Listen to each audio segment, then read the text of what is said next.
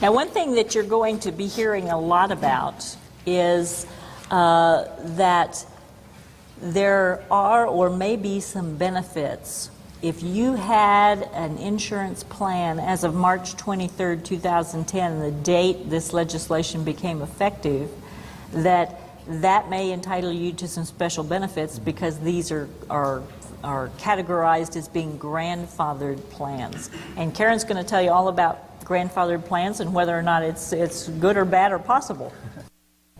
Thank you. So just a quick couple of questions, if you don't mind, by show of hands. How many of you have heard something, read something about the whole issue of grandfathered plans? Okay. How many of you have questions about grandfathered plans? Quite a few. Okay. So what we're going to try to do is navigate through the next few minutes and talk about grandfathered plans. There have been some clarifications. IFRs, and you'll hear that term a lot as we go forward with healthcare reform, interim final regulations. So that is a government term that we'll be using a lot going forward. And grandfathered plans during June did have IFRs issued. However, what we're seeing with a lot of the IFRs that are being issued on specific provisions is that throughout the narrative of the IFR, it'll give you a statement to try to clarify a provision, but then it will go on to say, and further clarifications are needed. So I think the task before us all as we navigate through the next 10 years of healthcare reform is what I envision to be a mountain of paper. And if you think about the clarifications that have been issued so far, there's a handful of provisions that have had clarifications issued to date. The average number of pages per clarification is about 150, and there's probably 1,000 clarifications over the course of the next few years that need to be issued. So floor to ceiling paper to wade through to try to make sure we understand what the intent of the regulations are. So what I want to talk about on this particular page are a couple of things relative to grandfathered plans, but more so provisions that all plans are subject to. And then we'll move forward with some of the clarifications that were issued in June relative to grandfather status. So one of the items in the legislation that really has very good clarity is what is a grandfathered plan. So if your plan, whether it was group or individual, and this is by plan, not by employer group. And what I mean by that, it's the plan design that you had in place. So whatever you had in place as of March 23rd of 2010, that is a grandfathered plan. There are things that can happen going forward that can change that status, and we'll talk through those.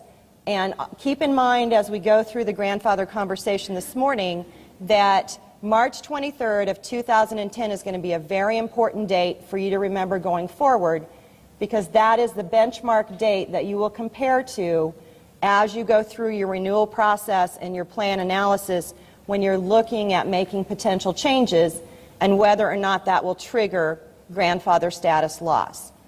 So on the page that you currently see in front of you is information relative to provisions that all plans are subject to, regardless of your grandfather status.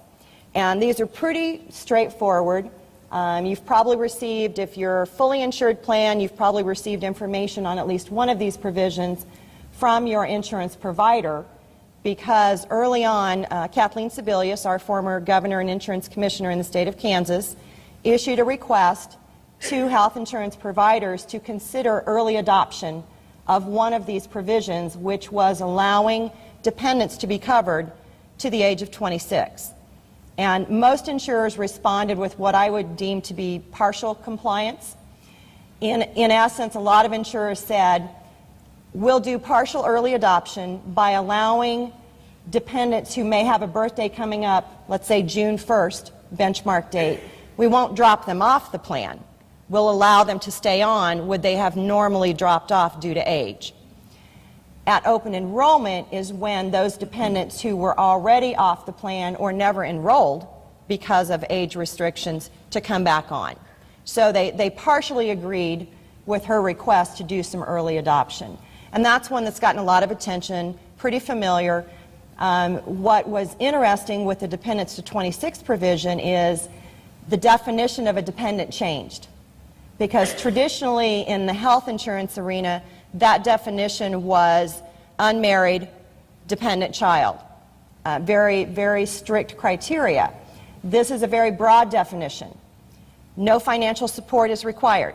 They do not have to live at home. They do not have to be unmarried.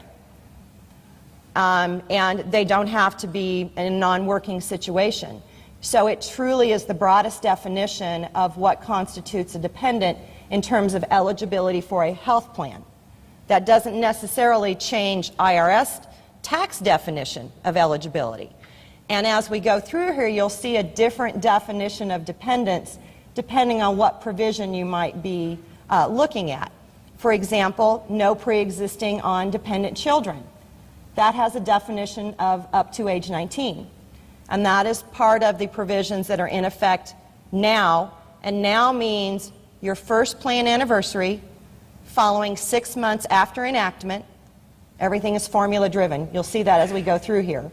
But September 23rd of 2010 is 6 months after enactment. So your first anniversary, a lot of you will probably January anniversary, some of you are Octobers. Octobers are first on the hit parade for these changes. And so what we're looking at on this page, those things go into effect on that first plan anniversary across the board, regardless of grandfather status. A couple of things still actually do need clarification. The regulators have indicated that they're trying to work through clarifications based on a timeline of what provisions are actually coming into play first. So they've done that for a couple of provisions. There are still a few things that need some clarification. And one of those listed on here is the no annual coverage limits for essential benefits. Regulators have issued a very high-level definition of what is considered essential. It's not specific enough to answer all the questions. So we are waiting on clarification. For example, would transplants perhaps be essential benefits? I think most of us would probably say yes. Plans that have limitations on an annual basis for chiropractic care, will that ultimately be defined as an essential benefit or not? We don't have those answers just yet. So there are a few things here that do require additional clarification.